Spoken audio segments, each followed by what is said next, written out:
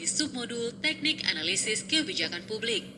Setelah mempelajari submodul ini, Anda diharapkan memahami teknik-teknik analisis kebijakan publik yaitu analisis deskriptif kualitatif, analisis isi atau content analysis, analisis stakeholder, analisis SWOT, analisis AHP, analisis CBA, dan analisis regresi linier.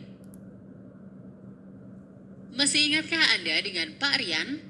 Dalam melakukan analisis kebijakan publik, Pak Rian perlu memahami teknik analisis kebijakan publik sesuai dengan tujuan dan jenis kebijakan publik yang akan dianalisis. Teknik-teknik yang dapat dipilih oleh Pak Rian yaitu analisis deskriptif kualitatif, analisis isi atau content analysis, analisis stakeholder, analisis SWOT, analisis AHP, analisis CBA, dan analisis regresi linier.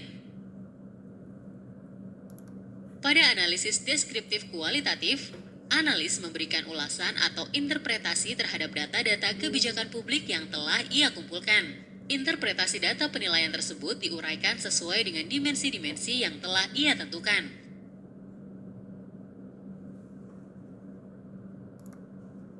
Analisis isi adalah teknik yang digunakan untuk menganalisis isi teks atau tulisan atau media. Pertama, analis harus menetapkan tujuan analisis. Kedua, menentukan media yang akan digunakan, bisa media elektronik atau dokumen. Ketiga, menentukan unit analisis berupa frasa atau kata.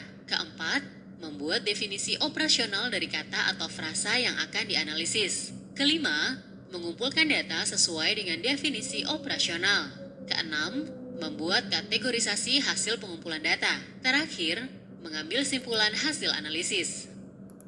Teknik analisis stakeholder dilakukan oleh analis dengan mengidentifikasi dan memetakan seluruh stakeholder berdasarkan tingkat pengaruh dan kepentingannya.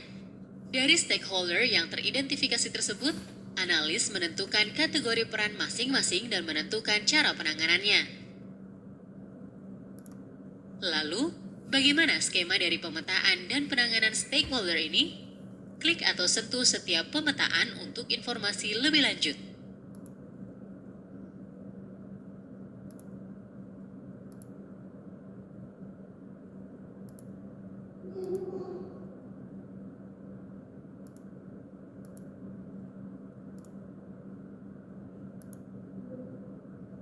SWOT dari singkatan Strength, Weaknesses, Opportunities, and Threats. Analisis SWOT dilakukan dengan mengidentifikasi kekuatan, kelemahan, peluang, dan tantangan-tantangan dari sebuah kebijakan. Dengan teknik ini, analis dapat menentukan apakah kebijakan publik yang dipilih merupakan strategi yang terbaik sesuai dengan kondisi yang dihadapi. Berikut matriks strategi dari analisis SWOT. Klik atau sentuh setiap istilah untuk informasi lebih lanjut.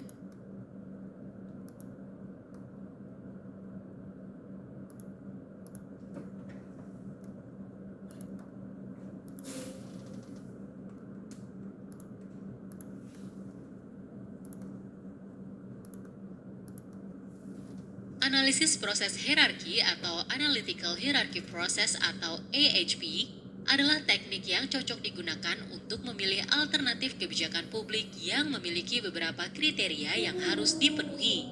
AHP digunakan untuk memilih suatu alternatif yang terbaik. Lalu, bagaimana langkah-langkah dari teknik ini? Klik atau sentuh setiap nomor untuk informasi lebih lanjut.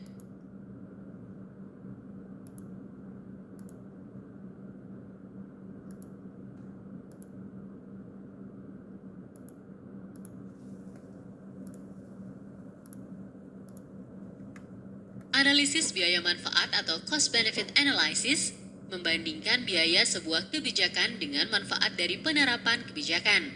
Jika manfaat lebih besar dari biaya, maka kebijakan dinyatakan layak. Seluruh biaya dan manfaat kebijakan dinilai dalam satuan moneter. Jika biaya dan manfaat terjadi dalam waktu beberapa tahun, biasanya digunakan nilai kini dari uang atau present value. Teknik lainnya adalah analisis regresi linier. Analisis ini dapat digunakan untuk menilai efektivitas atau dampak dari suatu kebijakan publik. Dalam analisis ini, Tujuan kebijakan dianggap variabel dependen, sedangkan kebijakan publiknya dianggap variabel independen. Kebijakan publik dianggap efektif jika variabel independen memiliki pengaruh yang signifikan terhadap variabel dependen. Ferry, seorang auditor media, sedang menganalisis sebuah kebijakan publik.